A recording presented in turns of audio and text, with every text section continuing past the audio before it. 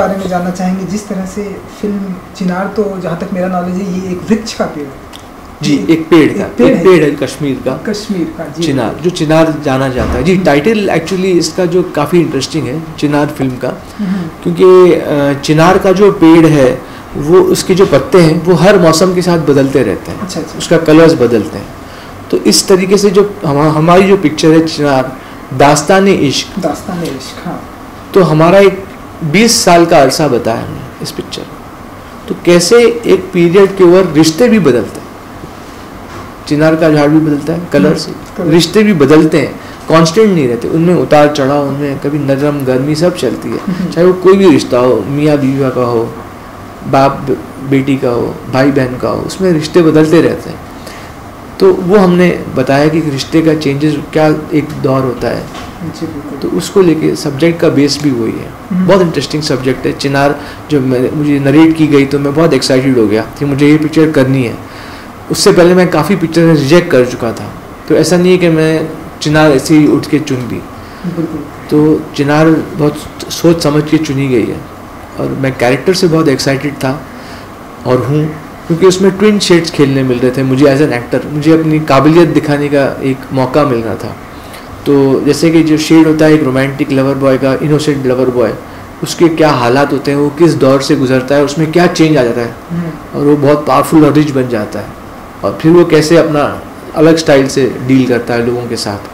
तो वो एक जो चेंज आता है वो दिखाने को मिला मुझे इस फिल्म में। तो एक्टर को और क्या चाहिए, एक कैरेक्टर का शेड बदल रहा है, वो मज़ा आ रहा है उसमें। एक ऐसा नहीं है कि एक ही कैरेक्टर से चलते जा रहा है। और इस फिल्म में खूबी ये है कि इसमें ग्रे शेड्स हैं कैरेक्टर्स में। देखा मैंने ट्रेलर में, ग्रे शेड्स हैं, बहुत सारे ग्रे शेड्स हैं। हाँ, तो वो मज़ा आएगा, ऑडियंस को भी मज़ा आएगा देखते वक्त। क्योंकि जो रियल लाइफ में भी आदमी अच्छा होता है कभी कभी, लेकिन कुछ हालात होते हैं कि उससे कुछ गलत करा देते हैं, कुछ हो जाता है गलत। तो रियल लाइफ में भी अच्छा ऐसा होता है, कभी कभी बुरा आदमी भी अच्छा काम कर देता है, वो ग्रे शेड हो जाता है। सिर्फ बुरा तो सिर्फ बुरा ही नहीं करता, तो ये रियल लाइफ में भी ऐसे होता है। तो ये शेड्स देख के एक फिल्म में एक नेचुरल पना है, एक बहुत अच्छी फिल्म बनी है, और दिल से प्यार से बनाई गई है फिल्म चिनार। और आई एम वेरी प्राउड, और मैं बहुत खुश नसीब हूँ कि मुझे बहुत लकी हूँ कि ऐसी पिक्चर मुझे मिली, क्योंकि पिक्चर मिलना भी नसीब से पिक्चर मिलती है, एक रोल मिलता है। जैसे ये पिक्चर कोई और एक्चुअली हीरो को जा रही थी, अच्छा हाँ, लेकिन वो घूम फिर के ऐसा नसीब था कि वो आ गई मेरे पास। और मेरे सेक्रेटरी थे, वही होटल में बैठे थे, डायरेक्टर जा रहा था साइन करने किसी को, उन्होंने उनका हाथ पकड़ के बिठाया और बोला, और मेरा एक बात जिक्र छेड़ा वो डायरेक्टर को, शारिक मिनाज को, कि फैसल भी एक्टिंग करना चाहता है फिर से और इंटरेस्टेड है। तो शारिक भाई बोला, अरे वो तो मेंटल हो गया है, वो मोटा हो गया है, क्या लेंगे उसको। तो आसिफ साहब ने बोला, आके मिलो तो उसको एक बार, और तुम्हारी फिल्म क्या है, कश्मीर के ऊपर है, अरे फैसल तो कश्मीरी दिखता है, बिल्कुल करेक्ट, तो इसलिए तुम्हारे रोल में बैठता है, वो मिलो उसको एक बार, देखो वो बिल्कुल नॉर्मल है, वो मोटा वोटा कुछ नहीं हुआ है, आके मिलो देखो उसको कोई बार। तो उनको कन्विंस करके शारिक भाई को मेरे पास लाया गया, और फिर उन्होंने मुझे मिले और वो बोले, नहीं यार ये तो अच्छा है, इसको मज़ा आएगा, तो काम करके लेना चाहिए। तो इस तरह से चिनार मुझे नरेट किया शारिक भाई ने, मुझे बहुत अच्छी लगी। फिर मैंने दोबारा सुनी, फिर मैंने उसको हाँ बोला।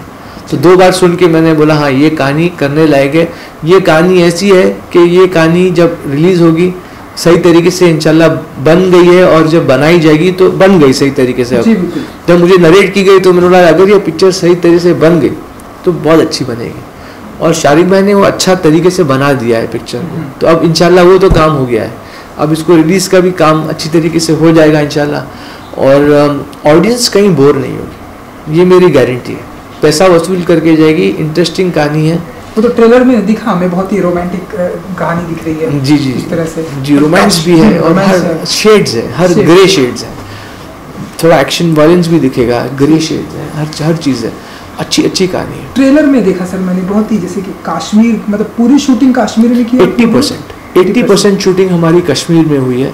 ब्यूटीफुल लोकेशंस मिले हैं। जो कश्मीर जाना जाता है, कि कश्मीर जाना जाता है रोमांस से, कश्मीर की रूह है रोमांस, तो टेररिज्म बाद में आ गया कश्मीर में, तो वो हमने फिर से इस फिल्म के थ्रू, इस फिल्म के द्वारा पेश किया है कि कश्मीर रोमांस की जगह है, और उसमें कैसे एक रिश्ते में उलट पलट आती है, वो सब बताया गया है। बहुत अच्छी पिक्चर है। बहुत दिल से बनाई गई पिक्चर है, बहुत एफर्ट्स किया है शारिक भाई ने, पूरी अच्छी यंग टीम को इकट्ठा किया है, कैमरामैन बहुत यंग है जिगर, बहुत अच्छा काम किया उसने, और सलीम सेन जो म्यूज़िक दिया है बहुत बेहतरीन म्यूज़िक, वो लोगों को भी काफ़ी पसंद आ रहा है, हमारे गाने जो रिलीज़ हुए हैं, तो अच्छी एफर्ट है। अब देखिए, और ऑडियंस मेरे हिसाब से बोर नहीं होगी, ये ऐसी फिल्म नहीं है कि उछल कूद गाने ये वो हु हड़ापा एक पंच मारा 10 लोग गिर गए, वो सब पिक्चर नहीं, अच्छी इस तरह सोचने वाली फिल्म है, फील कर इमोशनल फिल्म है, एक सेंसिबल फिल्म है, तो लोगों को पसंद आनी चाहिए मेरे हिसाब से। लीड एक्टर आई थिंक जो उनका डेब्यू कर रहे हैं इनायत शर्मा जी, तो कैसा रहा उनके साथ एक्सपीरियंस? बिकॉज कुछ जब पहला दिन था तो कुछ नर्वस थी वो कि मुझे नहीं वो बिल्कुल नर्वस नहीं थी, ऐसा कुछ? अरे आजकल के जो लोग हैं, जो नए एक्टर्स हैं, वो तो मुझे नर्वस कर देते हैं वो लोग आजकल कुछ नर्वस, वो सब पुराने ज़माने की बातें थी। आजकल जो नई पीढ़ी है, जो एक्टर्स हैं इतने कॉन्फिडेंट हैं, और इनायत तो थिएटर करके भी आई है, तो उसको कुछ एक्सपीरियंस भी है एक्टिंग का, काफ़ी कुछ प्लेज वेज थिएटर किया उसने, तो she done a very good job. और काफ़ी दूसरे भी नए लोग हैं इस फिल्म में जो अच्छे अच्छे किरदार कर रहे हैं, इम्पॉर्टेंट रोल्स कर रहे हैं, और मंजे हुए एक्टर्स भी हैं इस फिल्म में, जैसे कि दिलीप तायल मेन विलेन का नेगेटिव रोल कर रहे हैं, शाहबाज खान ने बहुत अच्छा काम किया है, प्रमोद माथुर जी ने क्या काम किया है, मतलब एक एक किरदार जो, क्योंकि उनको क्या होता है जब अच्छी स्क्रिप्ट होती है तो ऑटोमेटिकली एक्टर को भी अच्छा काम करने का मौका मिलता है, इसमें मैं कुछ दिखा सकता हूँ, उनको मालूम पड़ जाता है स्क्रिप्ट पढ़ के, तो उनको भी मौका मिला, हर आदमी हर कलाकार ने अपना निभाया है रोल खूबी, तो मज़ा आएगा ऑडियंस को पिक्चर देखने में। सर क्या ये वो रीज़न रहा कि 10-12 साल अगर आप इस इंडस्ट्री से अगर दूर रहे, लाइक बड़े पर्दे पर अगर आप नहीं दिखाई दी, तो क्या ये वो रीज़न था कि मतलब आपके अनुसार स्क्रिप्ट आपको नहीं मिल रही थी, या आपके अनुसार जिस तरह की फिल्में आपको चाहिए थी वो नहीं मिल रही थी, या क्या वो रीज़न था 10-12 साल आप इंडस्ट्री में से दूर रहे? जी, एक्चुअली क्या हो गया कि मेरी पहली पिक्चर मदोश जो रिलीज़ हुई वो चली नहीं, फिर मेला रिलीज़ हुई, सॉरी मेला तो सुपर डुपर, नहीं कहाँ हिट हुई, मेला तो सुपर डुपर फ्लॉप हो गई बॉक्स। आप पूछिए, आप किसी डिस्ट्रीब्यूटर को पूछिए, मेरे सामने खड़ा करिए, आप रतन जैन को पूछ लीजिए, मिस्टर रतन जैन जो चांद बुझ गया भी आपकी फिल्म आई, चांद बुझ गया तो बहुत बाद में आई, वो भी उसकी एक अलग कहानी है। क्या हो गया, पहले मदोश रिलीज हुई और मेला मतलब कुछ अरसे में तो दोनों फ्लॉप हो गई। अच्छा। और मदोश में तो मेरा काम बहुत बुरा था, मैं खुद मानता हूँ। अच्छा। बहुत बुरा काम किया मैंने, मतलब मैं जब पिक्चर देखा फर्स्ट कॉपी तैयार होके, जब पिक्चर काम कर रहे थे तो कुछ समझ में नहीं आ रहा था, लगे थे पिक्चर बनानी है, बन गई, देखो भाई क्या बनी है, मैं शॉक हो गया, ओह शिट, इतना बुरा काम, मैं तो चलूंगा ही नहीं।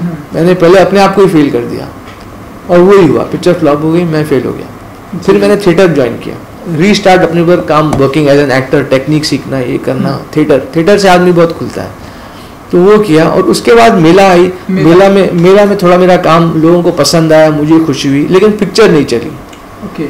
तो फिर से काम मिलना बंद हो गया। जो एक्टर चाहता है कि अच्छा प्रोडक्शन हो, अच्छी फिल्म हो, अच्छा डायरेक्टर हो, बड़ा हो, ताकि हर चीज़ एक अच्छी तरह से पेश की जाए, वो नहीं हुई, वो नहीं मिल रही थी मुझे मेला के बाद, क्योंकि पिक्चर फ्लॉप हो गई।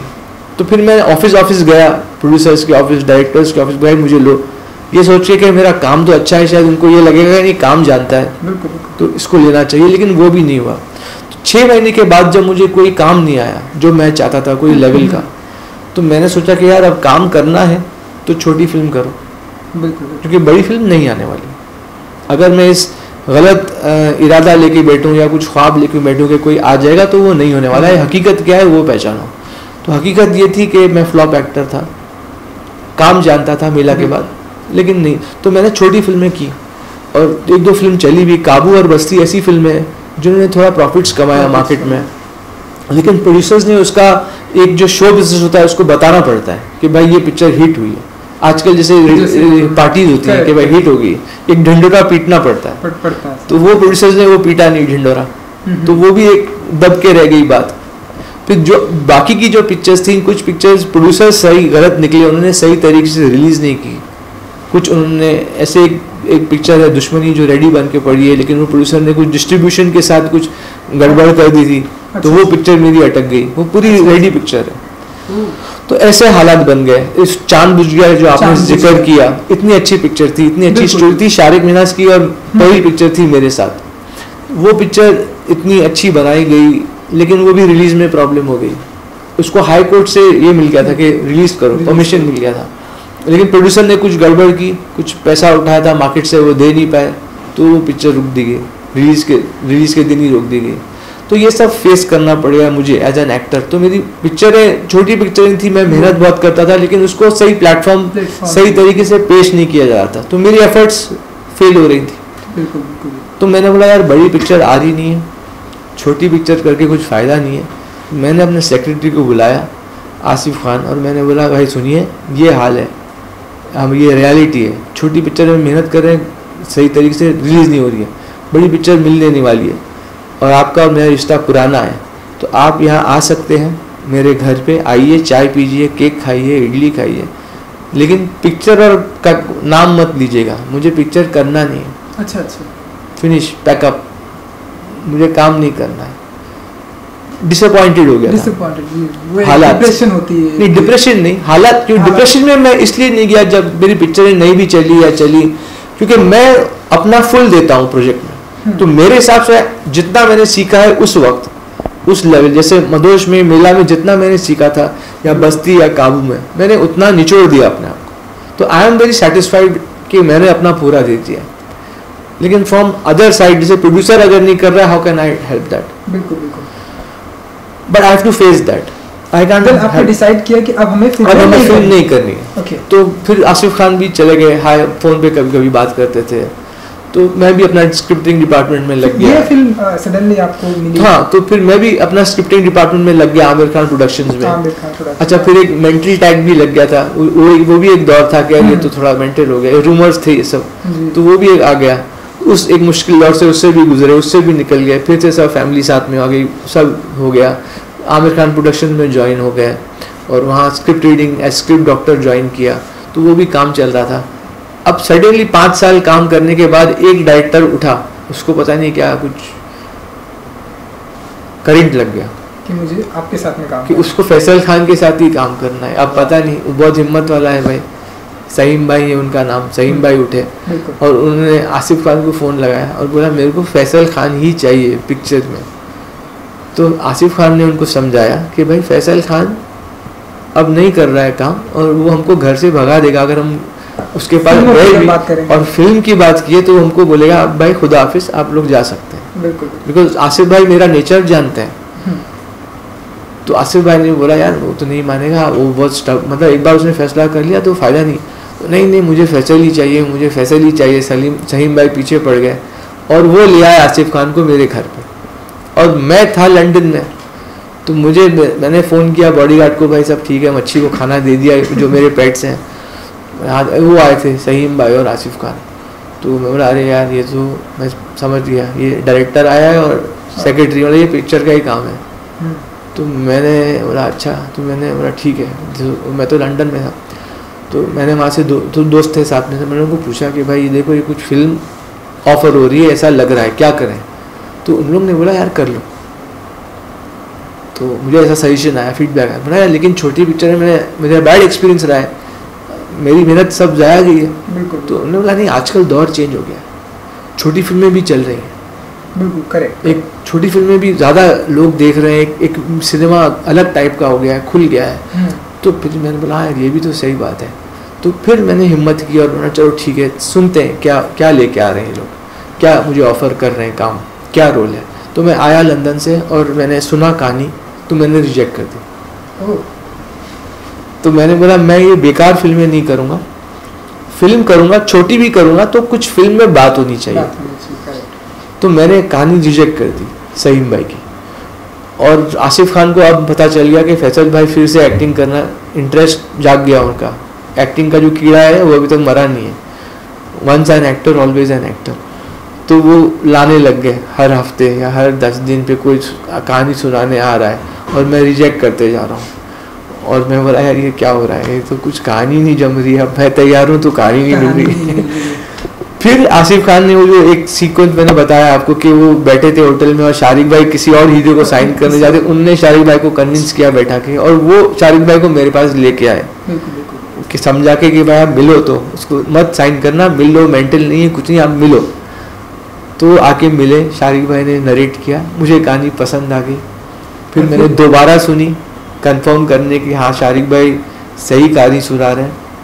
तो मैंने बोला हाँ ये कहानी मुझे करना है, चिनार दास्तान इश्क, आई एम एक्साइटेड, मैं करूँगा। जी बिल्कुल। Okay Faisal ji, that's how Chinar was born. Chinar was born 16 October को अब ये फिल्म आने वाली है जी, 16 अक्टूबर को फिल्म रिलीज है, अब बन के तैयार है। जी बिल्कुल। बस दुआ करिए कि कुछ जब आपने भी हमसे बातें कही कि बहुत सारे चेंजेस आए हैं जी। 10-12 सालों में आप क्या क्या चेंजेस देखते हैं आपकी इंडस्ट्री में, कितना बदलाव है? छोटी फिल्में भी आपने बताया कि चल रही है, बड़ी फिल्में भी चल रही है, स्क्रिप्ट अच्छी होनी चाहिए, तो क्या क्या चेंजेस आप देखते हैं इंडस्ट्री में 10-12 सालों में, क्या क्या चेंजेस आए?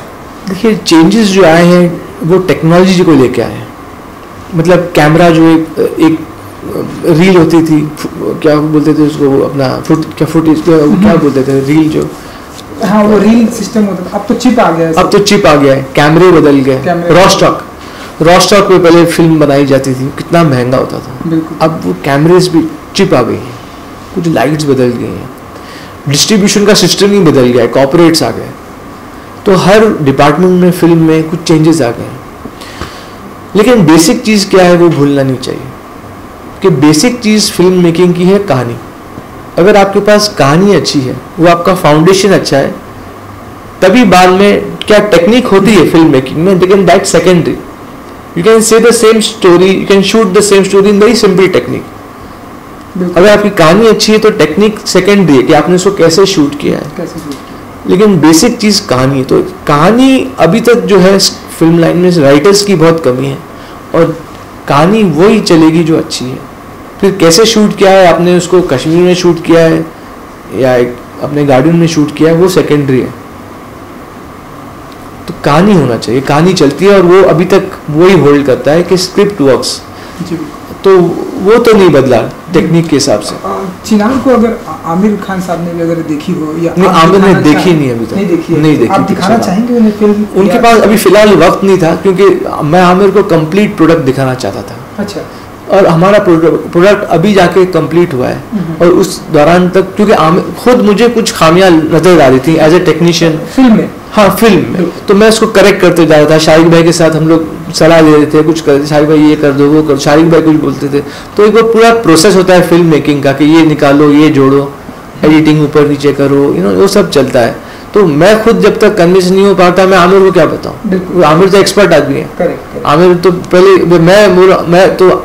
पहले मैं तुम लोग शाहिद भाई पहले मुझे तो कन्विंस करो आप, फिर मैं लेके जाता हूँ, आमिर को भी दिखाएंगे, आमिर भी। लेकिन एक फिनिश प्रोडक्ट तो हम लोग बोले कि हाँ अब इससे ज़्यादा हम नहीं कर सकते, अब हम लोग आमिर को दिखा सकते हैं, और फिर उनकी राय मशवरा, उनकी सजेशंस लेते। लेकिन फिल्म जब तक कंप्लीट होती तो आमिर तो निकल गए अपने शूटिंग पे, दंगल पे, तो अब फिल्म वो बाद में ही देखेंगे शायद इंशाल्लाह। जी बिल्कुल। तो कई दिनों पहले मैंने कहीं तो ऐसा इंटरव्यू पढ़ा था, आपने कहा था कि मैं आमिर खान जी को लेके स्क्रिप्ट कर रहा हूँ, उनके साथ में फिल्म को ऐसी। नहीं, मुझे वो जर्नलिस्ट ने पूछा था कि आप डायरेक्शन का भी आपको शौक है, तो मैं बोला हाँ है, और क्या आप करेंगे आमिर के साथ?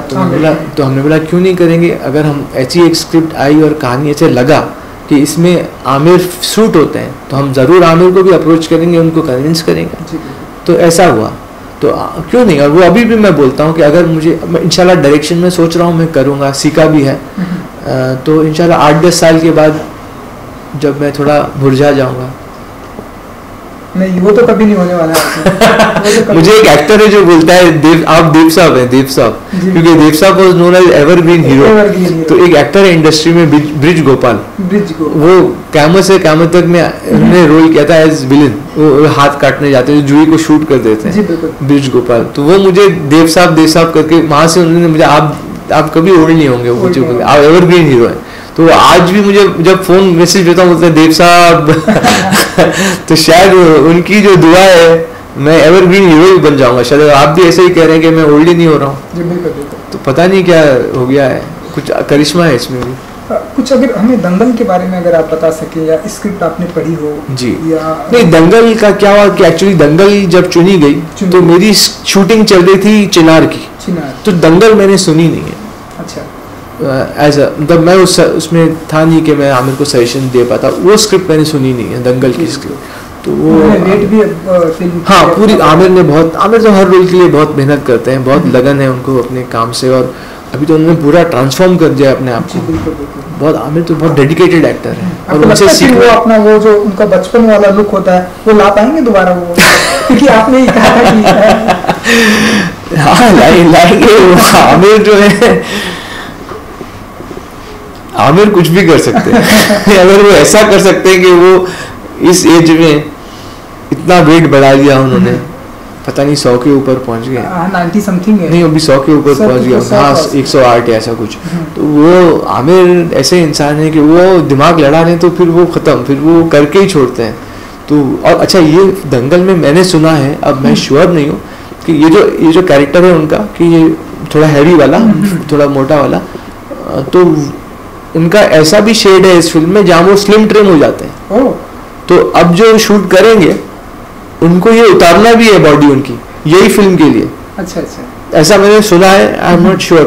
तो अब वो भी प्रोसेस होगा जब ये शूटिंग कर लेंगे ये पार्ट, तो इनका भी शायद कुछ पार्ट होगा जब वो जवानी में पहलवान थे, क्योंकि वो अपने डॉटर्स को शायद सिखाते हैं लाइव पहलवानी या जो भी कुश्ती जो भी। तो इनका जो फाइट, तो उनको भी वापस स्लिम डाउन होना पड़ेगा यही फिल्म के लिए। तो that is also challenge for him जी।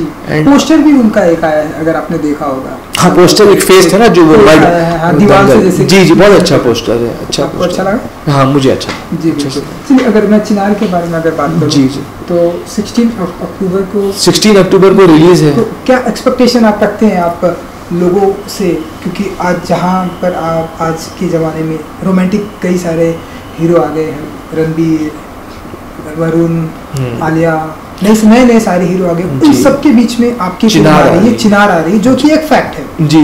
तो अब यंगस्टर लोगों को अपनी तरफ फॉलो करना ये एक बहुत ही टफ होगा आपके लिए, बहुत ही चैलेंज होगा आपके लिए। जी। तो वो कैसे सब सारे चैलेंज कैसे फेस करेंगे आप? देखिए क्या है ना, बेसिकली अगर कहानी अच्छी हो तो वो यंगस्टर्स को भी पसंद आएगी। आजकल के यंगस्टर्स भी काफ़ी सेंसिबल हो गए, करेक्ट। तो वो भी देखेंगे यार उछल कूद तो बहुत हो गया। अगर वो एक अच्छी पिक्चर देखना चाहते हैं तो ये हर अच्छी पिक्चर तो हर आदमी देखना चाहता है जी, बिल्कुल। तो ये एक अच्छी पिक्चर है मेरे हिसाब से। और ये हम लोगों ने बहुत अच्छी सिंसियर एफर्ट की है पूरी टीम ने, जिससे लोगों को गाने पसंद आ रहे हैं, तो उनको एफर्ट दिख रही है कि गाने अच्छे, रिकॉर्ड भी, म्यूजिक भी अच्छा है जो एक नए लड़के ने दिया है, और पिक्चराइज भी अच्छे हो, ट्रेलर लोगों को पसंद आ रहे हैं। तो इससे थोड़ा हौसला बढ़ रहा है कि शायद ये जो हम लोग ने एक एफर्ट की है इस पिक्चर में चिनार, लोगों को शायद पसंद आएगी। जो हमारा ऐसा हमको लग रहा है अभी, जो फील आ रही है अभी तक कि हम लोग ने अभी तक तो सब सही जा रहा है, पॉजिटिव फीडबैक मिल रहा है हर तरफ से, तो शायद इंशाल्लाह। और पिक्चर अच्छी बनी है हर तरीके से, तो अच्छी पिक्चर तो अच्छी होती है। जाते जाते आपको सर बोलना पड़ेगा 16 अक्टूबर को आप आइए जी, हमारी फिल्म देखिए। ये आपको इनको बोलना है, ऑडियंस को बोलना। जी। तो हमने ये पिक्चर बहुत प्यार से, and I am very proud to be a part of Chinar. I am very lucky कि मुझे चिनार पिक्चर ऑफर हुई, मैंने किया, और इस पिक्चर का मैं एक हिस्सा हूँ। और मैं दर्शकों से ये गुजारिश करूँगा कि आप भी जाइए। 16 अक्टूबर को हमारी पिक्चर चिनार लग रही है थिएटरों में, आप जाइए देखिए, और इंशाल्लाह आप बोर नहीं होंगे, ये मेरा वादा है। पसंद आएगी पिक्चर आपको, थोड़े पॉपकॉर्न भी खा लीजिएगा और भी मज़ा आएगा, और पिक्चर एंजॉय करिएगा। जी sir, thank you so much, wish you all the best, आपकी फिल्म चले। Thank you, super duper, thank you.